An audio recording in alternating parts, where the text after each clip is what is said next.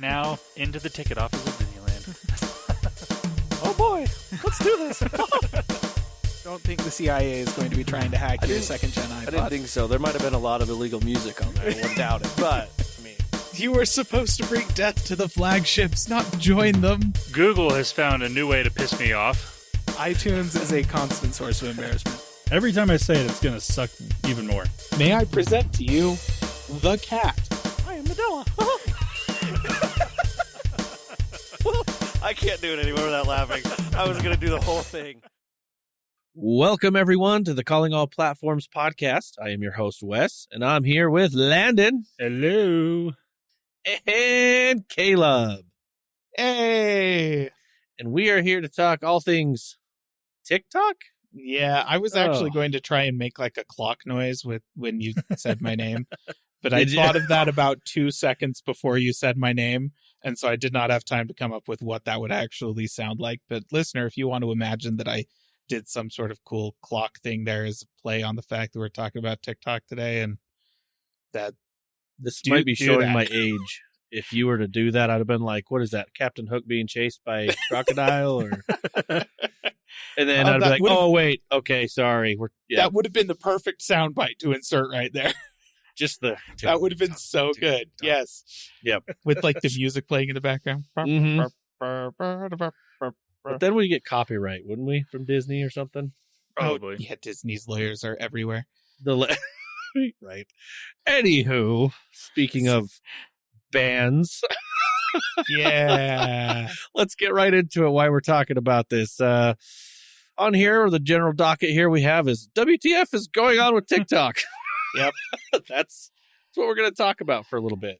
Yes, dear listener. Now, listener, you have probably heard some stuff about TikTok over the past couple of weeks. I mean, if you are in any of the same circles that I am in on the internet, you have heard way more about TikTok over the past couple of weeks than you ever wanted to hear. And a lot of it is probably really shallow and or boneheaded and or confusing. And you may have gotten the sense that you are not getting a complete picture of what is going on, and you are just baffled by everything at this point.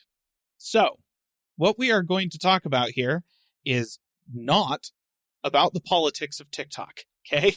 I do not want to get into that because we try to avoid political things on this podcast as a general rule anyways, but also just, I don't want to talk about the politics of TikTok. Freaking heck no.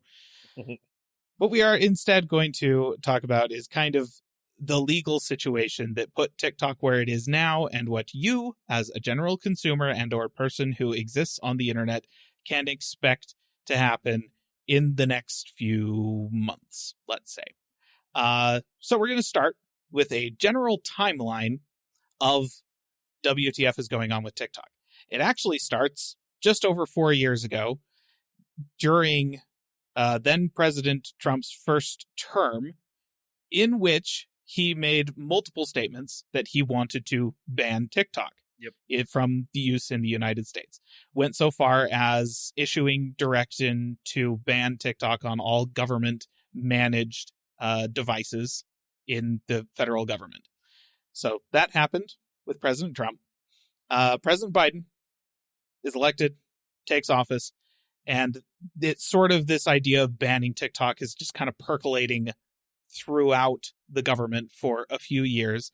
Then, just over a year ago, a bill is introduced to the United States legislatures in order to, again, put into law that TikTok either is going to be banned from the United States or needs to be sold to I think they specified a U.S. company. They may have specified just a not Chinese company, like a company that is not controlled by the Chinese Communist Party. Something along those lines. This legislation is introduced. This bill is introduced, and it passes in the House and the Senate and is signed into law, right?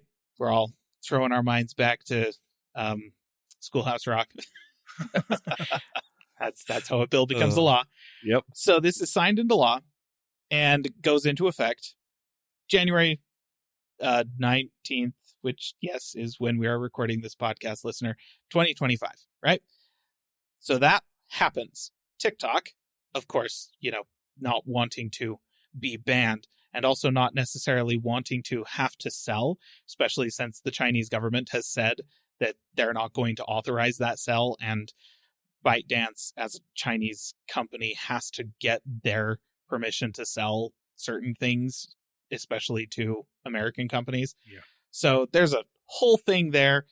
And so they appeal the law, right? It goes to a federal judge in like one of the circuit appeal courts, whatnot. They uphold the law. It goes to a next level up in the federal judiciary. It's upheld there. Eventually goes to the Supreme Court, right? Doesn't actually hit the Supreme Court until like December, which is not a lot of time. The Supreme Court tends to move kind of abysmally slowly, particularly at the end of the year. So doesn't get reviewed in December. And January rolls around, and it's looking more and more like the Supreme Court isn't going to say anything.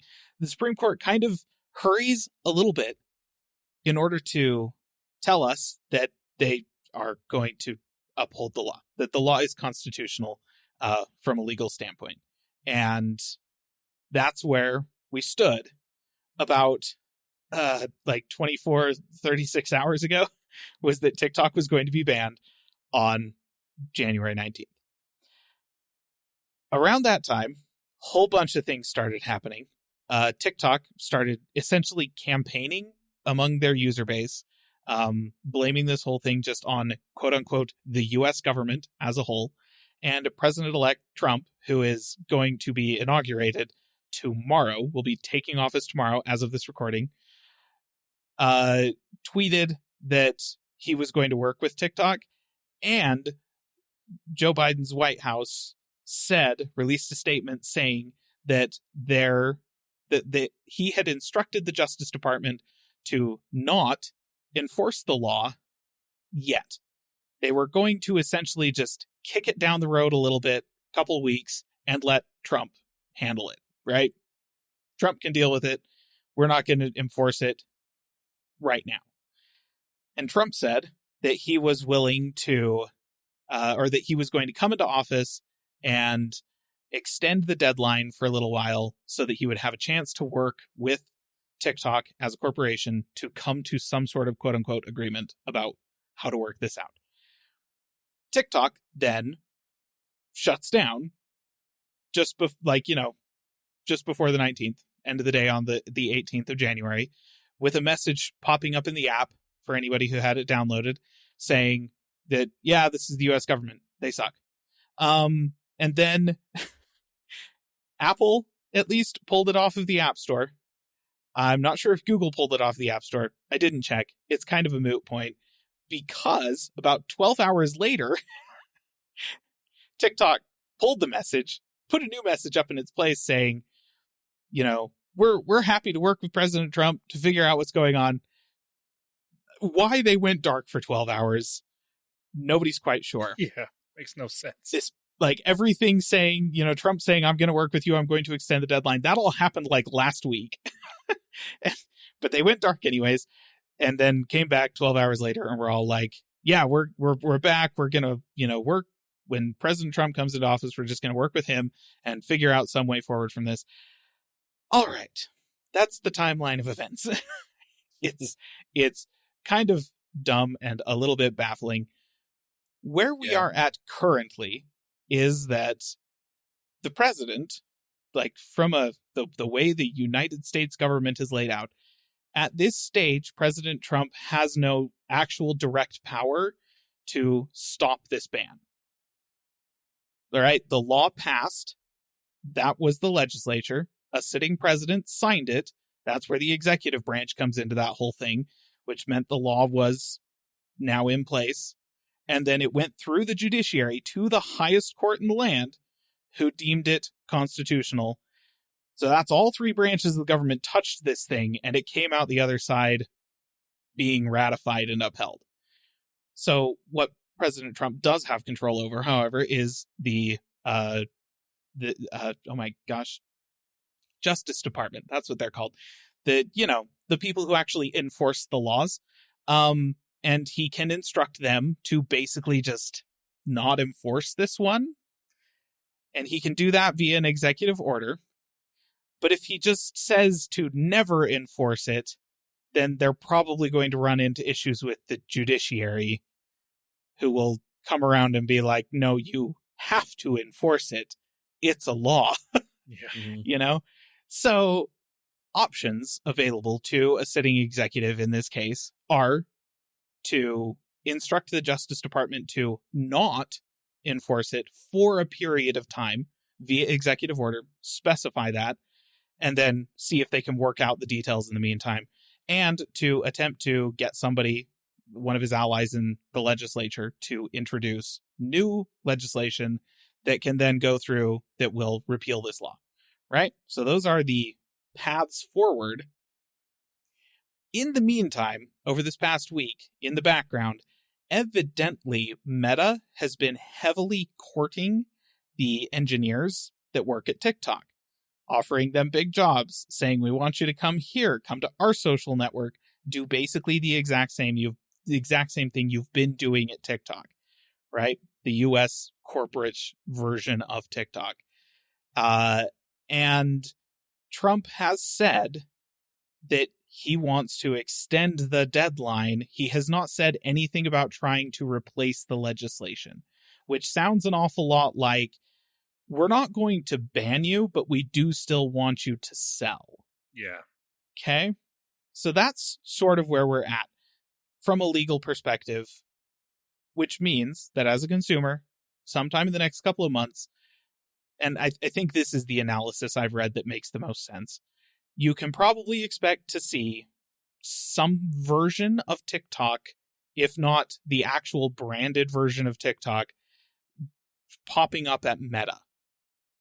That's just the way it's looking right now, that we are going to see some sort of sale of TikTok in the United States so that the app comes fully under leadership that is not directly connected to the Chinese Communist Party, so that the app continues to function in the United States. That is, obviously there's some speculation involved in that prediction, and some of that is based on rumors that, maybe Meta is just headhunting right now. Who knows? But there's a lot of things that are kind of lining up in a way that makes it look like that Trump and the leadership at TikTok, and possibly leadership at another major social media platform like Meta, have been talking to each other and have some sort of plan about how TikTok is going to be sold. I think this makes a certain amount of sense, given that up until just like a week ago, TikTok was probably hoping that the Supreme Court would strike the law down.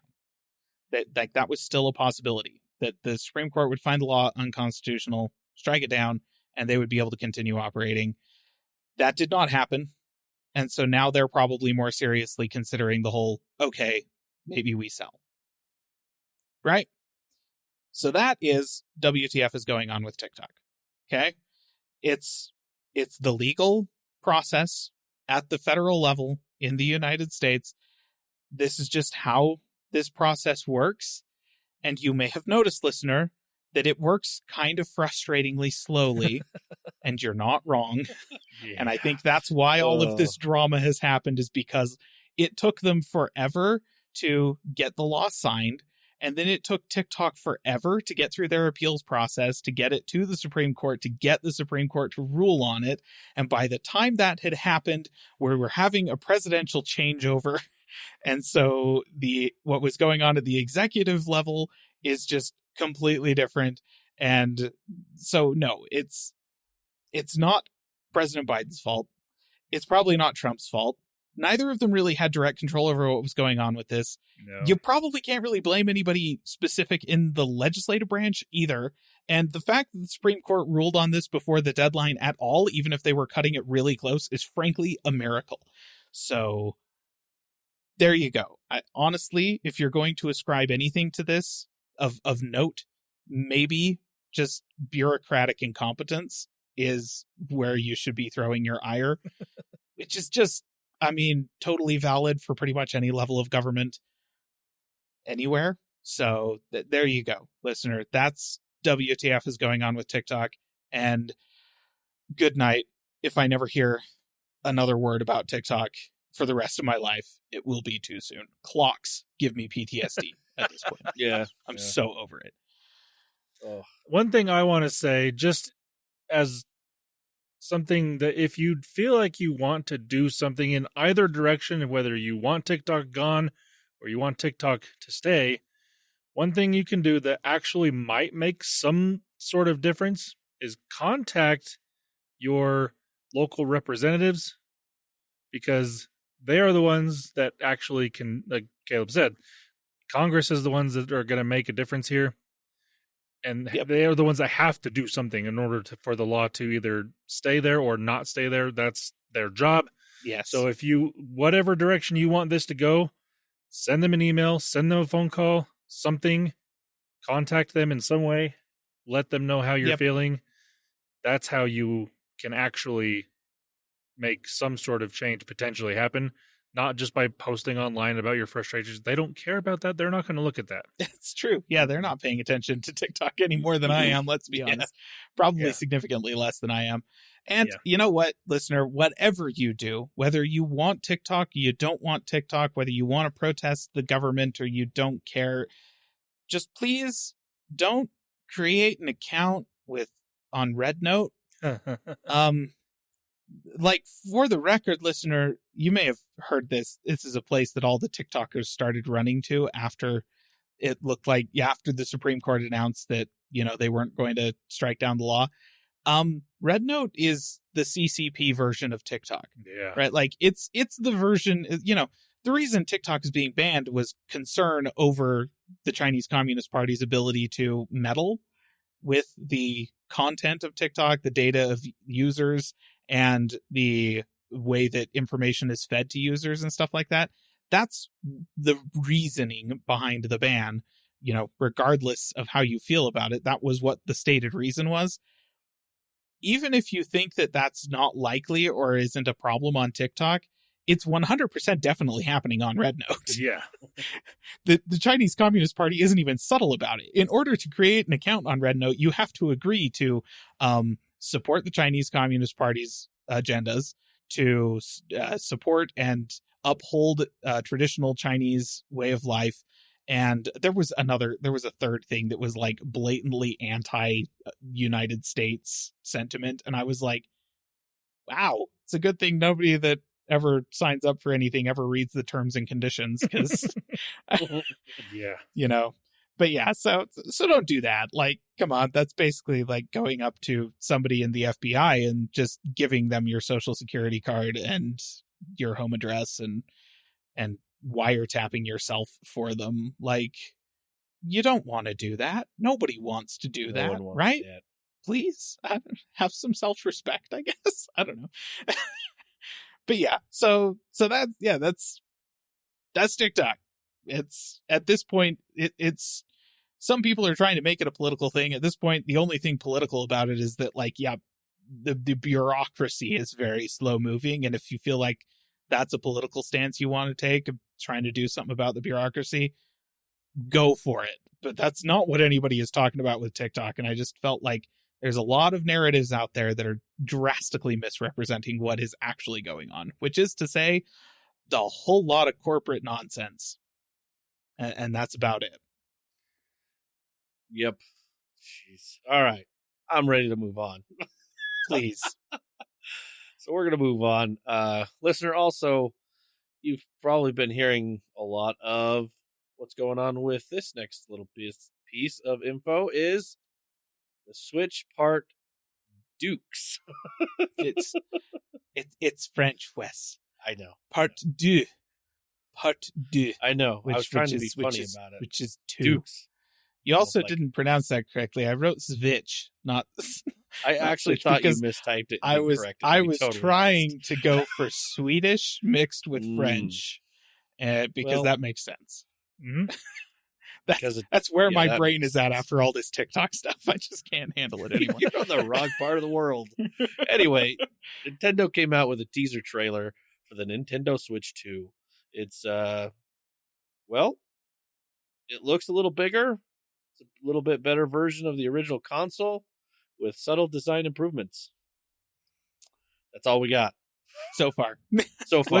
Listener, I got to chime in here because these guys are both current Switch 1 owners. They don't seem to care about the Switch 2, and that's fine. They don't need to. But as someone that doesn't have a Switch and has been longing for one for years, this thing looks pretty freaking cool. So don't let anybody out there that says, "Oh, this is just a lame blah blah blah update." Don't listen to them. They're just stupid and don't care. No. I think the thing is not that. It's that I'm right, Wes. Just admit it. No. I'm just holding back until I get information. I'm not going to speculate and be like, "This is the greatest thing ever." And then if it's literally a turd in a box, I'm going to be like, "Well, Well, I'm not going to deny it, Landon. You nailed me exactly. I just that's me. That's where I'm at. To be fair, I think when the original Switch came out, everyone that currently owns, like so many people that bought one, and also said this is just a turd in a box, because compared to consoles at the time, it was a turd in the box because it was just really low powered and everything. So no matter what the specs are in this, people are going to say the same thing because it's not going to compare to a new PlayStation or a new Xbox, because Nintendo has never cared about comparing to those because they know people are going to buy it either way because it's Nintendo. They used to care. They did care back in like the 16-bit era, like the Super Nintendo and the N64 kind of thing. Even the GameCube was actually fairly competitive in terms of its oomph. yes, it was." But then the Wii changed everything. See, I think they just realized that their first-party games don't need all that extra power, so why do we need to make it all that extra powerful? Oh, yeah. No, they made a console that was designed for people that don't have consoles, Yeah. That's what the Wii was, and that's kind of what the Switch was, too, honestly. They basically were like, let's make a main console that's designed for all the people that have been buying Game Boys this whole time, and DSs and stuff. And holy crap, it worked, right? Like, they've read the market perfectly. That was exactly what people wanted. See, and that's why, like, I think the comparing that always happens and will always happen, people that in the gaming industry that want to crap on Nintendo because it doesn't compare to an Xbox or a PlayStation or even just a common PC for that matter, they are not the target market for a Nintendo product, even though they're going to buy one because everyone loves Nintendo's first-party games, and that's the only way they can play them well, anyways. And so I always think, I'm not going to take some of those people's opinions all too seriously, because that's not how I game. That's not how a lot of people that buy a Switch, only a Switch, game. And so that's my thoughts on it anyways. Yeah, and I will say that I feel like in general the gaming press has gotten better about that since the Switch.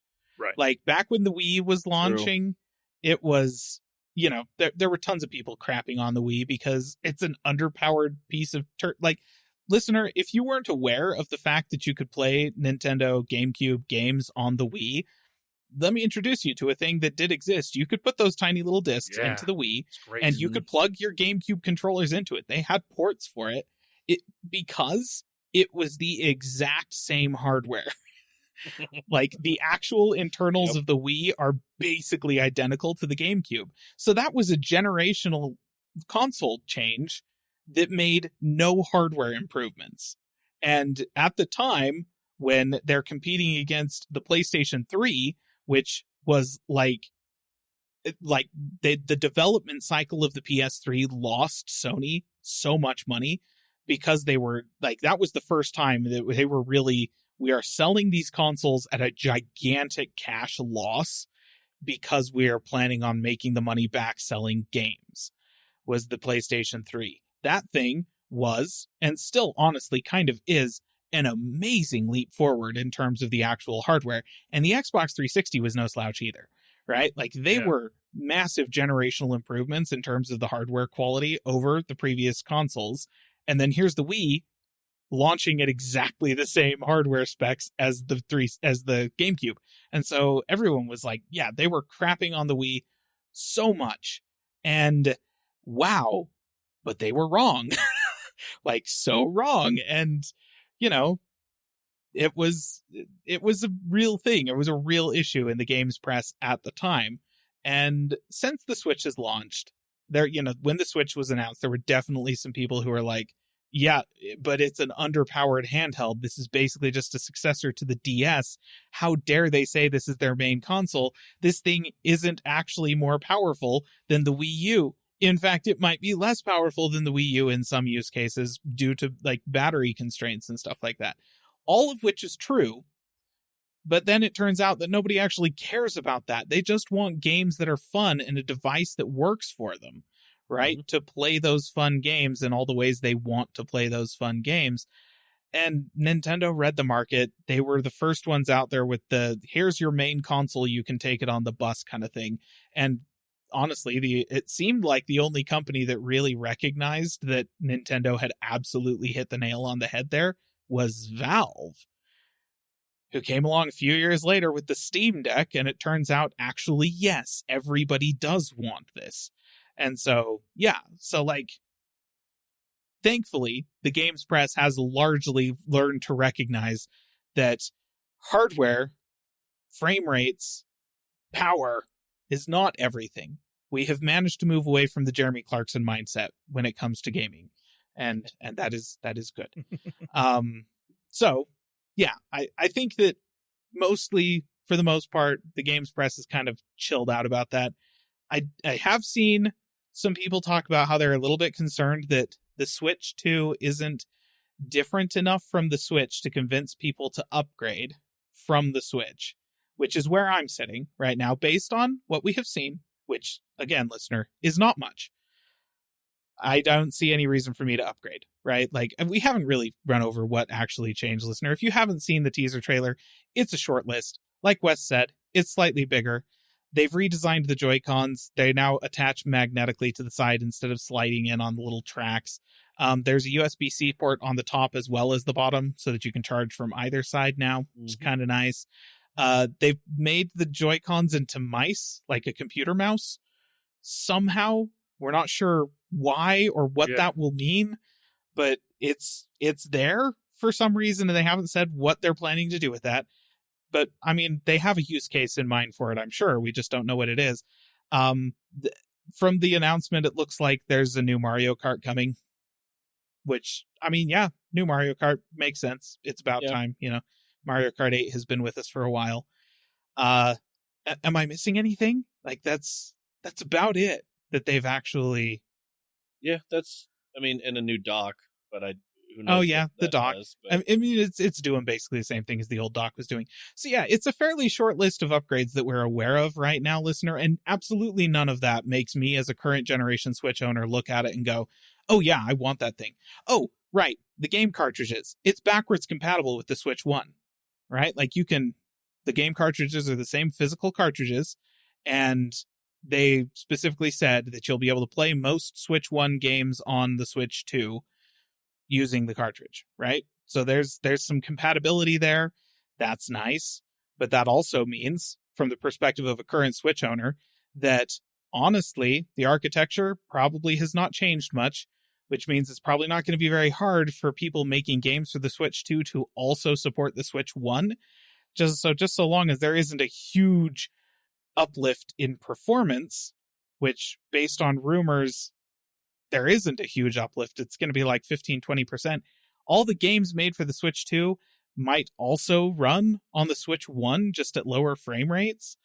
And so all of that taken into account, not a whole lot of reason for Switch 1 owners to upgrade to the Switch 2, which means that Nintendo might run into the exact same thing that happened with the Wii U, where you had this gigantic user base of Wii owners who love the console, love the games, they play it all the time, And then they released the Wii U, which just wasn't different enough from the Wii for people to look at it and go, oh yeah, we need that. And so the Wii U flopped. And people actually would buy the Wii U and then be like, meh, I'll just keep my Wii and return it, you know? Mm-hmm. So, I don't know. That is a potential issue. However, we know next to nothing about this console. Yeah. It's just I guess so hard that's, to say. That's why when I announced it, or when I said it, I was more like, hey, this is what we've been shown. So there's not really much of an opinion we can give. Like, yeah, it does look cleaner, but I mean, until we see, I guess I'm yeah. But I mean, if you haven't bought a Switch at this point, like, I'll vouch for the Switch. It's great. Like, honestly, that whole concept, love it. And if the Switch 2 is priced good, then yeah, I mean, be excited about the Switch 2 and go buy one when they come out. You know, there's nothing about this that makes me super pessimistic either, right? Like, that's the thing. I'm having a hard time mustering up any kind of like emotion about the Switch 2 because I just don't know anything about it. Yeah, and I think I guess that's how we've been, you know, we talk about something that's being announced and it's like, well, let's see specs and then we can give you our emotion, like yay or nay or okay. So maybe that's where I was approaching it on there. So, but it looks cool. We'll see some specs on April 4th, was it? April 2nd, I think, is what it was. Oh, is it 2nd? Something like that. Early April. Either, you know, anyway, Wes, I think you really ought to be way more excited about this because the most important part or aspect of this new announcement for you might get something on your wish list. That Landon actually, dude, that's true. There you go. I might get something out of this. We'll see. I mean, you said it's already got you looking like you want one just by this teaser trailer. Yeah. I mean, when I saw it, I'm like, oh my gosh, this has it appears anyways to have fixed all the main issues everybody complained about with the original Switch. And if they just update the specs to a modern cell phone type specs, and update those little issues, honestly, that's all I care about. That's all they need to do to make this a better version. And so that in and of itself makes me much rather buy this than to even buy a discounted Switch 1. Because if it does fix like the Joy-Con issue, like if the Joy-Cons are better and bigger screen, better refresh rate, things like that, I'm like, yeah, this makes a whole lot more sense to me anyways. Yeah. I mean, that's the big thing for me is if they have fixed stick drift on the Joy-Cons, then wow, that is worth it for that alone.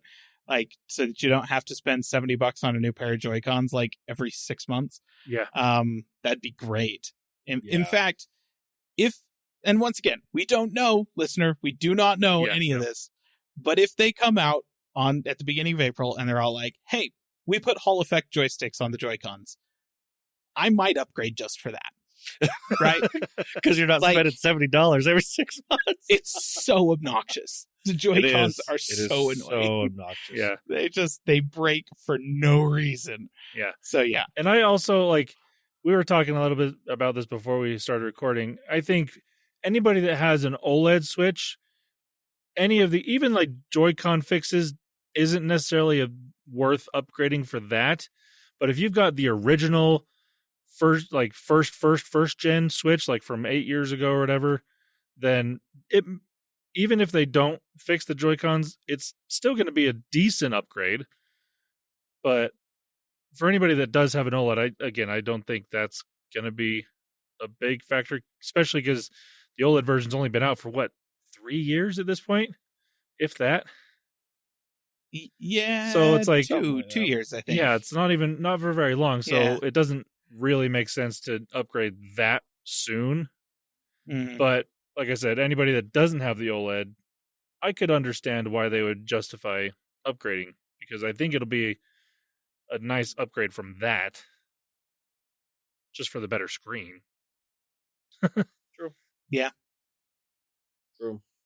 Well, guess we'll find out more information in April, and then we Yep. can give you a better emotional discussion on it. I mean, I don't know. we may find out significantly in advance of April if the rate of leaks on the Switch 2 keeps up at how it's been going. You're right. Because, like, to be fair, listener, all the stuff that we said that we learned about the Switch 2 was rumored like months ago. Yeah. So, okay. I think Bobby Kotick was talking about it before he left after the buyout. So, from Call of Duty. It's a whole thing. It's a whole thing. Anywho, well, that's enough of that. Let's go on and move on to some other news. One of our favorite segments we have on this podcast, our Doom news.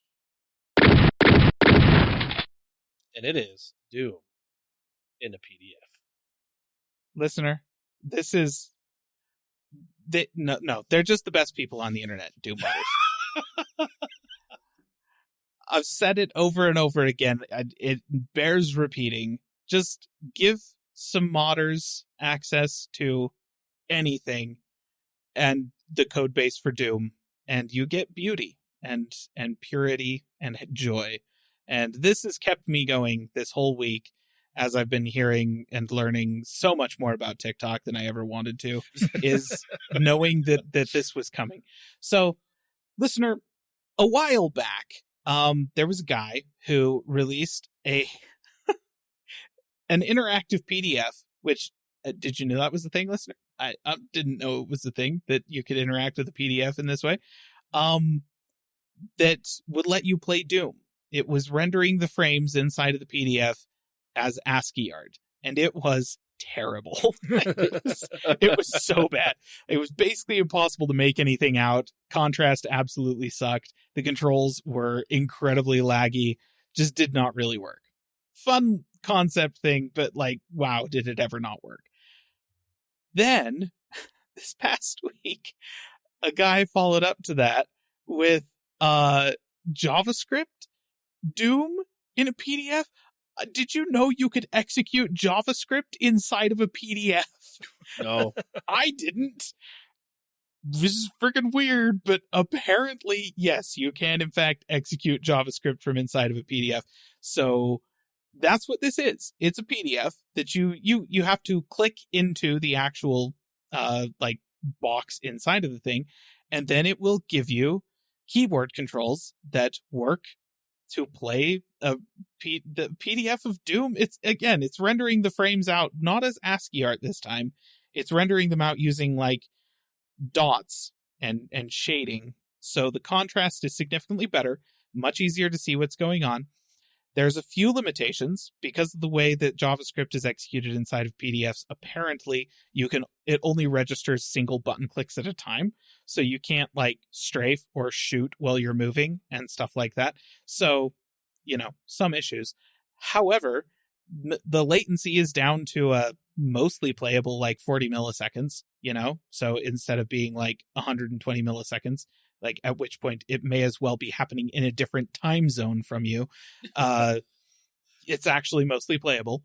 And yeah, it's Doom in a PDF. I'm actually looking wild. at a video right now. Holy wild cow. To me. With some of these modders, I learn more and more about how these file formats work on our computers. And I use PDFs daily, but now I understand why it is that you are told, and I will tell you now, listener, you should not open up an unknown PDF that you get like in your email or something like that. Like if somebody sends you a PDF as an attachment, don't open it unless you know what's in it and you know the person was sending it to you and you were expecting them to send it, right? Oh my goodness. Because it turns out these things can execute full fetching programs inside of the PDF when you open the thing. So that can allow somebody to hijack your computer. It makes perfect sense now. Like, I totally get it. Okay, don't freaking, wow. And it's stuff like, it's been ages. You can go look it up on our YouTube channel. Actually, the video I made about Fontimon, where somebody had coded a game into a true type font. Mm-hmm. like for word processors and stuff like that. You just played the game by typing. It was freaking weird. And now PDFs can play Doom, and I don't understand anything about the digital world anymore, but yep, this is the thing. It's there you go. That's amazing. I was just hopped on YouTube just to check it out. Yeah, you can see the guy, whoever's doing it, typing everything and how it moves. Mm-hmm. It's crazy. It's wild. It is.